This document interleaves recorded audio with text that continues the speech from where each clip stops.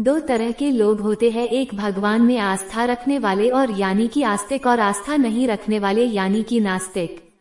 ये कहानी आस्था रखने वाले लोगों को ज्यादा पसंद आएगी। हो सकता है इस कहानी को पढ़ने के बाद उनकी आस्था और ज्यादा पक्की हो जाए। एक आदमी जो जीवन भर राम नाम जपता रहा, अब वो बूढ़ा हो गया था। बूढ़ा ही नहीं हुआ था बल्कि इतना कमजोर हो चुका था कि अपनी जगह से बिना किसी सहारे के उठ भी नहीं पाता था। ऐसी स्थिति में भी उसने कभी राम नाम को अपने से अलग नहीं होने दिया। वो पूरा दिन मन में राम नाम लेता रहता। राम नाम की वजह से उसे अपनी तकलीफों को सहन करने की शक्ति मिलती। बूढ़े हो चुके इस आदमी को दो बेटे थे जो उसे नित्य कर्म करने में मदद करते। शुरू में वो बिना कहे ही खुद अपने बूढ़े बाप की सहायता कर दिया करते, फिर धीरे धीरे जब बाप खुद बुलाता तब आते, लेकिन जैसे जैसे वक्त बीतता गया तो वो 2-3 बार पुकारने के बाद भी मुश्किल से आते और कभी कभी रात को ना भी आते। अब हालत ऐसी हो चली थी कि अक्सर बूढ़ा बिस्तर गंदा कर दिया करता और जब तक उसके बेटों से सहायता ना मिलती ऐसे ही गंदे बिस्तर में पड़ा रहता। बुढ़ापा बढ़ता जा रहा था, उसकी नजरें कमजोर हो चुकी थी। इतनी बदहाली में भी उस आदमी ने राम नाम का साथ नहीं छोड़ा था। एक बार बूढ़े को नित्य क्रम करना था। उसने आवाज लगाई और अगले ही पल किसी ने उसका हाथ बड़ी कोमलता से पकड़ा और उसे नित्य क्रम करवाकर उसके बिस्तर पर लिटा दिया।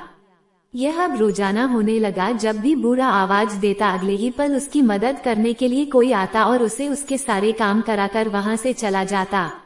नजर कमजोर हो चुकी थी, देखकर बूढ़ा उसे पहचान नहीं पाता था, लेकिन बूढ़ा जानता था कि यह उसके बेटे नहीं हो सकते और वह स्पर्श भी उनके बेटों का नहीं था। एक दिन जब बूढ़े आदमी ने अपने नित्य क्रिया करने के लिए अपने बेटों से मदद मांगी तब अगले ही पल उसे फिर से वही मुलायम वाला स्पर्श महसूस हुआ। सारा काम खत्म करने के बाद बूढ़े आदमी ने उस व्यक्ति का हाथ पकड़ लिया और उससे पूछा, सच सच बताओ आखिर तुम हो कौन? तुम मेरे बेटे तो नहीं हो सकते।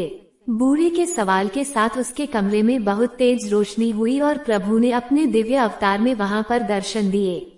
किसी भी वस्तु को बड़ी मुश्किल से देख पाता था, वही बूढ़ा भगवान के दिव्य रूप को स्पष्ट रूप से देखने में समर्थ हो गया। जिस भगवान का नाम वह पूरा जीवन लेता रहा, उसे अपने पास पाकर बूढ़ा उनके चरणों में गिर पड़ा और बोला, भगवान मैं धन्य हो गया जो आपने मुझे साक्षात दर्शन दिए।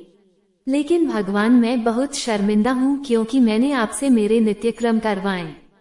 भगवान ने कहा, मेरे लिए सारे काम एक जैसे हैं, अगर वह काम मुझे अपने भक्तों के लिए करना पड़े तो मुझे सभी कामों में खुशी मिलती है। बूढ़े ने हाथ जोड़ते हुए भगवान से कहा, लेकिन भगवान आप ये सब करने के बजाय मुझे मुक्त ही क्यों नहीं कर देते? क्या आपके दर्शन मात्र से मेरी मुक्ति संभव नहीं है? ये सब प्रारब्ध की वजह से है। तुम्हारा प्रारब्ध बहुत कठिन है। अगर मंद होता तो मेरे दर्शन मात्र से तुम मुक्त हो जाते।